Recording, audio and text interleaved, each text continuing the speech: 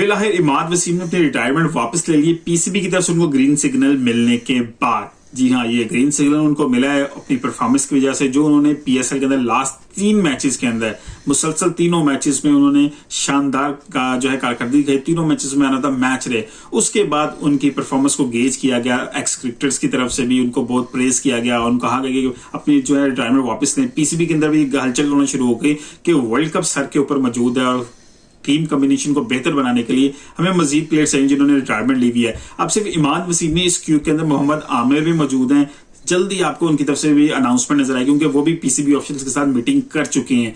अब देखना है कि उस मीटिंग का रिजल्ट क्या निकलता है, लेकिन hopefully it will be in the favour of Pakistan अगर वो वापस भी आते हैं, क्योंकि ही स्टिल हैज पोटेंशियल कि वो पाकिस्तान को रिप्रेजेंट कर सके। लेकिन अभी बात करते हैं इमाद वसीम की, उन्होंने रिटायरमेंट वापस ले ली। जो उनके साथ रवैया रहा था बाबर आजम की कप्तानी के बाद, जैसे वो टीम से आउट हुए, फिर दोबारा टीम में जगह नहीं बना सके, लेकिन जिस वक्त वो आउट हुए उस वक्त वो टॉप 10 ऑलराउंडर्स में शामिल थे, शायद दूसरे या पहले नंबर पे वो मौजूद थे।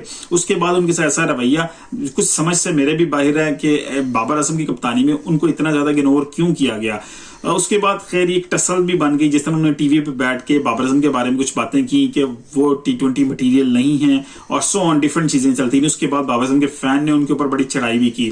लेकिन अब इमाद वसीम के वापस आने के बाद जो उन्होंने लास्ट 3 मैचेस में परफॉर्मेंस दी है, उससे बहुत से फैन खुश भी हुए हैं बाबर आजम के, क्योंकि ये मटेरियल अगर पाकिस्तान के काम भी आ जाए तो दैट इज वेरी गुड, क्योंकि अल्टीमेटली सब पाकिस्तानी है और पाकिस्तान को जीतते हुए देखना चाह रहे हैं। क्योंकि फाइनल में जैसे उन्होंने फिफर लगाया दैट वाज अमेजिंग, और जो है पेशावर के खिलाफ जो एलिमिनेटर था उसमें 59 रन की जैसे कूल माइंडेड एक इनिंग खेली थी और पेशावर को खिलाफ जो है इस्लामाबाद यूनाइटेड को विन करवाया था।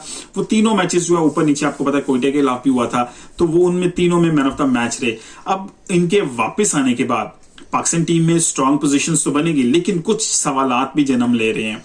अब बात यह कि उनके वापस आने के बाद जो कुछ नए प्लेयर्स हैं जैसे मेहरान मुमताज हैं या बाकी प्लेयर जो पीएसएल के अंदर नए प्लेयर्स थे, उनका क्या बनेगा? क्या वो फिर अपनी जो लाइन में थोड़ा सा पीछे चले गए हैं? क्योंकि इन जब नए प्लेयर्स आगे आने वाले प्लेयर्स जो होते हैं वो उनको सीनियर प्लेयर्स अगर गैप दें, जगह दें, तो फिर इनके लिए पोजीशन बनती है। खैर ये वक्त बताएगा वो कहां स्टैंड करेंगे, पीसीबी कैसे मैनेज करेगा।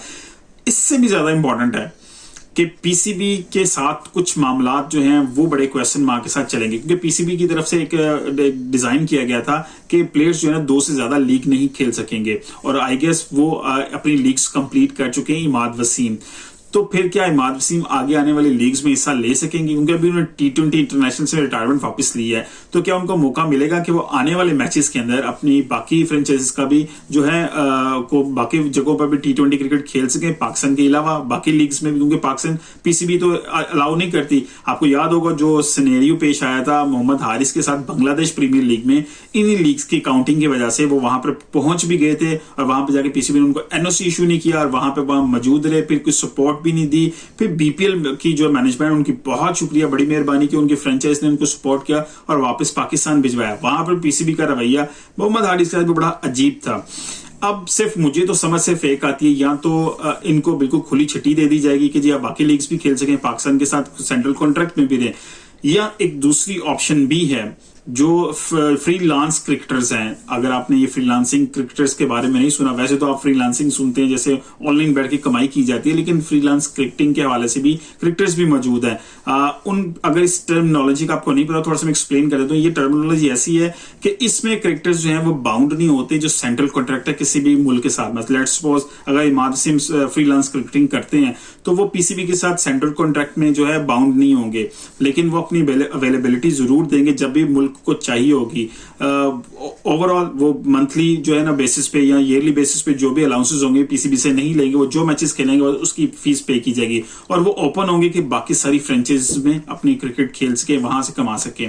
इसके फायदे भी बहुत है और कुछ नुकसान नहीं है। एक सेपरेट वीडियो बनाऊंगा फ्रीलांस क्रिकेटर्स के हवाले से कि वो क्या टर्मिनोलॉजी है, उसके मुताबिक बाकी चीजें कैसे चलती होंगी। अभी एक बड़ा नाम मैं बताऊं जो फ्रीलांसिंग में काम कर रहा है क्रिकेटर के तौर पे, वो न्यूजीलैंड के फास्ट बॉलर ट्रेंट बोल्ट हैं। जी हाँ, वो ऐसे फ्रीलांसिंग कर रहे हैं। अब इसकी पूरी टर्मिनोलॉजी मैं एक्सप्लेन करूंगा, फिर आपको समझ आ जाएगी ये चीज कैसे काम करती है। लेकिन अभी इमाद वसीम के हवाले से it is very good news for Pakistan, क्योंकि जिस तरह की उन्होंने परफॉर्मेंस दी, लेकिन क्या एक लीग की परफॉर्मेंस वो इंटरनेशनल लेवल पे डेवलप कर सकें। काफी अरसे से वो पाकिस्तान टीम का हिस्सा नहीं रहे।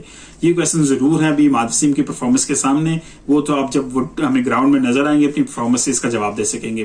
वीडियो पसंद आई तो लाइक कीजिएगा, शेयर कीजिएगा। मिलते हैं अगली किसी वीडियो से। अपना ख्याल रखिएगा। अल्लाह हाफिज।